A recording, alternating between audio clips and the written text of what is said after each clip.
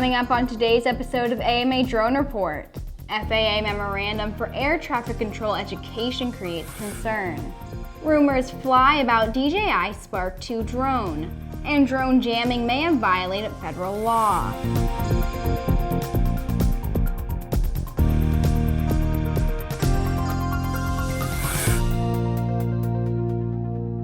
Welcome to Airborne's AMA Drone Report, a weekly news program covering the recreational drone world, in partnership with the Academy of Model Aeronautics, one of the oldest and most respected aviation organizations in the world, with more than 200,000 members and 2,400 clubs across the country. I'm Sophie Herlock. An FAA memorandum addressing altitude and flying restrictions in controlled airspace has been circulating the internet. It was intended as FAA guidance to educate air traffic control facilities on how to respond to recreational flyers wanting authorization and not as guidance to recreational operators. Recent legislation under the Section 349C states, operators in controlled airspace will be required to seek authorization from towered airports, unless flying from a charted fly site.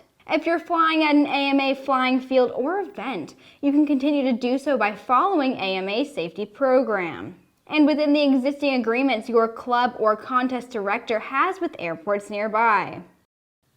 The AMA has already contacted the FAA on this memorandum and was told their current agreements with ATC facilities would be honored. The memorandum was not intended for public distribution and out of context can be problematic and contradictory. It also is just one of the many steps in the Section 349 implementation process. Now let's take a quick look at some stories making rounds of the small UAS and hobby drone communities. It's time for our Drone Minute.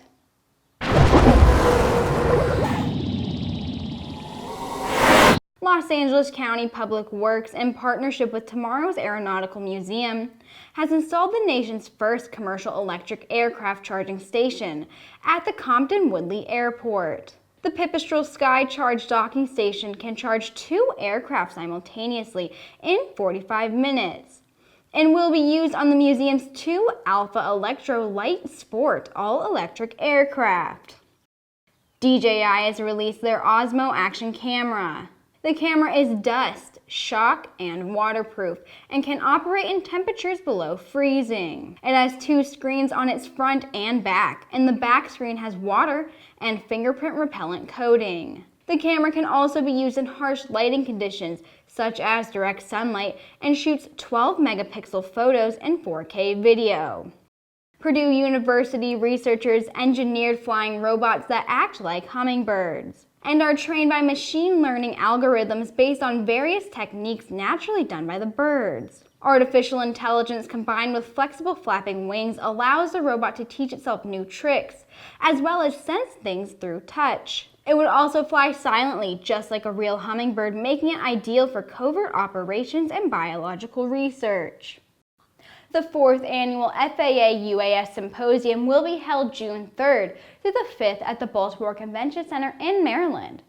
The event will bring together stakeholders to discuss the rules and concepts governing the future of drone operations. It will also feature the buzz about what's to come for drone technology. Now back to the rest of the news.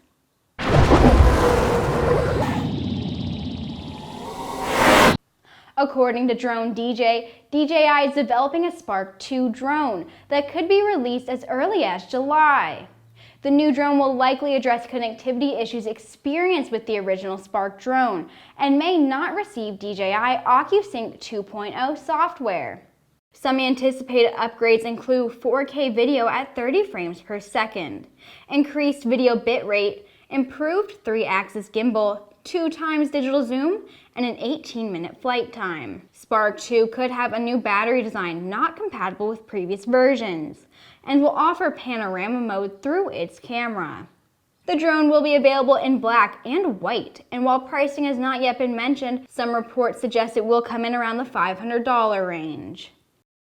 Questions have come up over the use of anti-drone jamming technology during the recent Ultra Music Festival in South Florida.